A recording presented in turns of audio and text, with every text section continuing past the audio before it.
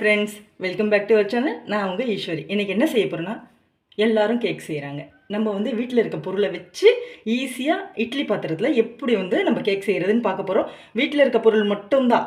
ஆனால் வெளியில் வாங்குறா போல் கொக்கோ பவுடர் அப்படிலாம் இருக்கும் இல்லையா, அதெல்லாம் நம்ம நார்மலாக வீட்டில் வாங்கி வச்சுக்க மாட்டோம். ஆனால் அதுக்கு பதில் என்ன செய்யலாம், அது போல் நிறைய டிப்ஸோடு நம்ம வீட்டில் செய்கிற கேக்கை எப்படி செய்கிறதுன்னு நான் அளவு மெஷர்மெண்ட்டோடு சொல்கிறேன்.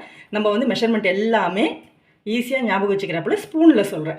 அப்போ தான் வந்து உங்களுக்கும் ஈஸியாக இருக்கும். செஞ்சும் பார்க்கலாம், ட்ரை பண்ணி பாருங்கள். கம்மியாகவும் செஞ்சுக்கலாம், வேஸ்ட் ஆனாலும் பிரச்சனை இல்லை. ஆனால் இது வேஸ்ட் ஆகாது, சூப்பராக இருக்குங்க. வாங்க வீடியோக்குள்ளே போகலாம். மிக்ஸி ஜார் எடுத்துக்கோங்க. ஃபஸ்ட்டு முட்டை வேணாம், அதுக்கு பதில் தயிர் 4 ஸ்பூன் அளவு தாங்க. 4 ஸ்பூன் தயிர் சேர்த்துக்கலாம். இதே ஸ்பூனில் எல்லா மெஷர்மெண்ட்டும் நம்ம அதிலேயே செஞ்சுக்கலாம். 3 4 6 ஸ்பூன் அளவுக்கு நாட்டு சக்கரை போட போகிறேன். நீங்கள் நார்மல் சுகர் கூட போடலாம், ஆனால் கலர் வந்து சூப்பராக இருக்கும், டேஸ்ட்டும் வித்தியாசமாக இருக்கும். அதுக்காக தான் நாட்டு சக்கரை 6 ஸ்பூன் போட்டுக்கலாம். 4 ஸ்பூன் அளவுக்கு ரீஃபைண்ட் ஆயில், டேஸ்ட் இல்லாமல் இருக்கும் இல்லையா, அந்த எண்ணெய் எடுத்துக்கோங்க. இதெல்லாம் நம்ம ஸ்பூனில் தான் அளந்துக்கிறோம். அப்போ தான் ஞாபகம் இருக்கும், ஈஸியாகவும் இருக்கும். 3 ஸ்பூன் அளவுக்கு பால், பச்சை பால், காய்ச்சாத பால் இருக்கும் இல்லையா, அது வந்து 3 ஸ்பூன்.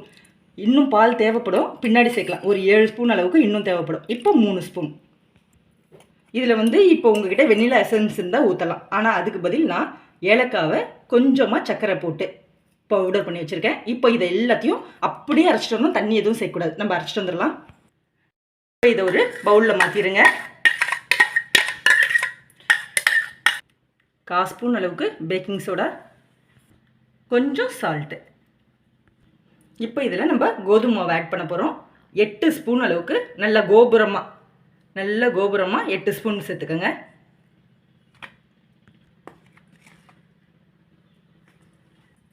இப்போ இதை நல்லா மிக்ஸ் பண்ணி விடுங்க. கட்டி இல்லாமல் மிக்ஸ் பண்ணிக்கோங்க.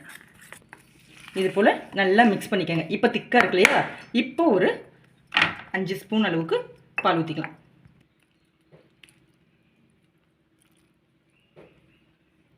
இப்போ வந்து பாலை ஊற்றிட்டு நம்ம மிக்ஸ் பண்ணிக்கலாம். ஃபஸ்ட்டு நம்ம வந்து 4 ஸ்பூன் ஊற்றி கலந்துப்போம். பத்தலைன்னா இன்னொரு ஸ்பூன் ஊற்றலாம். இப்படி இருக்குது. இப்போ இன்னும் கொஞ்சம் தண்ணி வேணும். அதுக்காக 1 ஸ்பூன் பால் ஊற்றலாம். தண்ணி சேர்க்கக்கூடாது, திக்னஸ்க்கு சொல்கிறேன். இப்போ இதை அப்படியே கலந்து விடுங்க. இது கரெக்டாக இருக்கும். பாருங்கள், இப்படி தான் இருக்கணும். இந்த திக்னஸில் எடுத்துக்கலாம். இப்போ வந்து இதை 2 பேட்சாக நம்ம பிரிச்சுக்கலாம். ஒரு பாத்திரத்தில் இதில் பாதி நான் பிரிக்க போகிறேன். இது ஏன்னா நம்ம இன்னும் வந்து நான் சொன்னேன் இல்லையா, இது வந்து மார்பிள் கேக். இந்த மார்பிள் கேக்கு கலர் கொடுக்கறதுக்காக கோகோ பவுடர் கலக்கணும். அதுக்காக இப்போது இது பாதி இப்படி இருக்கட்டும். இதில் நம்ம கலந்துக்கலாம். இப்போது கோகோ பவுடர் வந்து கலக்கணும். நம்மக்கிட்ட கோகோ பவுடர் இல்லை, இப்போ வீட்டில் இருக்கிறத வச்சே செய்யணும் அப்படின்றதுக்காக நான் சாக்லேட் பிஸ்கெட் இருக்கும் இல்லையா, குட் டே, அது 5 எடுத்துருக்கேன். இப்போ வந்து இதை பவுடர் பண்ணி எடுத்துகிட்டு வந்துடலாம். பவுடர் பண்ணிட்டேன். இதை அப்படியே இதில் கொட்டி மிக்ஸ் பண்ணிக்கலாம். இப்போ மிக்ஸ் பண்ணோன்னே இது திக்னஸ் ஆகிடும். மிச்சம் நம்ம வந்து ஊற்றாமல் 2 ஸ்பூன் பால் வச்சுருக்கோம் இல்லையா, அதை இப்போ இதில் ஊற்றி நம்ம மிக்ஸ் பண்ணிக்கலாம்.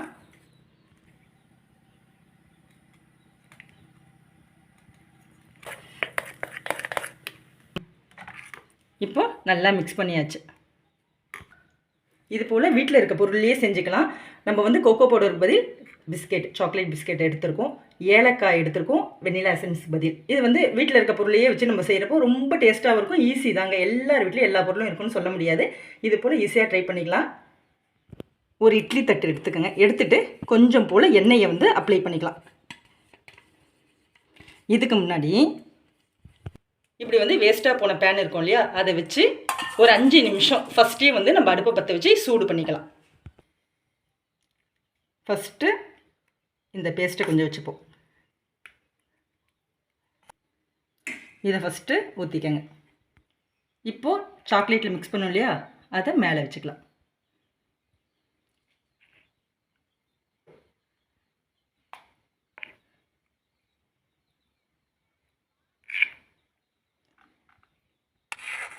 இப்போ மேலே திரும்பவும் கொஞ்சமாக வச்சுக்கலாம்.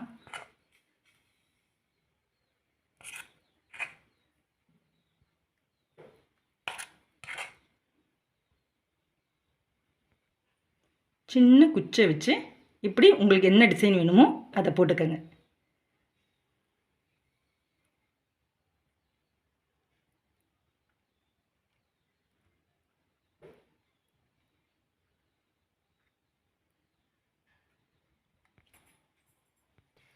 இப்போது இதில் வச்சிடலாம். பார்த்து வைங்க, சுடும். மூடிடலாம். எப்படியும் ஒரு 20லேருந்து 25 நிமிஷம் ஆகுங்க. இப்போ வந்து ஓப்பன் பண்ணி பார்க்கலாம். வெந்துடுச்சு. இப்போ வந்து நம்ம ஆற வச்சுட்டு எடுத்து காட்டுறேன். எனக்கு வந்து கரெக்டாக 25 நிமிஷம் ஆச்சுங்க. அடுத்த செட்டை வந்து நான் ஊற்றிட்டேன். இப்போ நம்ம வந்து மிக்ஸ் பண்ணோம் இல்லையா, அந்த மாவுக்கு 8 கேக்கு வருதுங்க. உங்களுக்கு எவ்வளோ வேணுமோ அதை நீங்கள் செஞ்சுக்கலாம். இப்படி வந்து நைஃபை வச்சு இந்த கார்னர் மட்டும் இப்படி எடுத்து விட்டுருங்க. இங்கே பாருங்கள் எவ்வளோ சாஃப்டாக தெரியுதா? அவ்வளோ ஐயோ செம்ம சாஃப்டாக இருக்குங்க. நீங்கள் ட்ரை பண்ணி பாருங்கள். நான் சொன்ன மெஷர்மெண்ட்டை அதே அளவு நீங்கள் ட்ரை பண்ணுங்கள். செம்ம சூப்பராக. இங்கே பாருங்கள் எவ்வளோ சாஃப்டாக இருக்குது, எவ்வளோ நல்லா வந்திருக்கு. அப்படி எதுவுமே ஆகலை. இங்கே பாருங்கள் நல்லா 20-25 நிமிஷம், அதிகப்படி 25 நிமிஷம் தாங்க ஆகுது.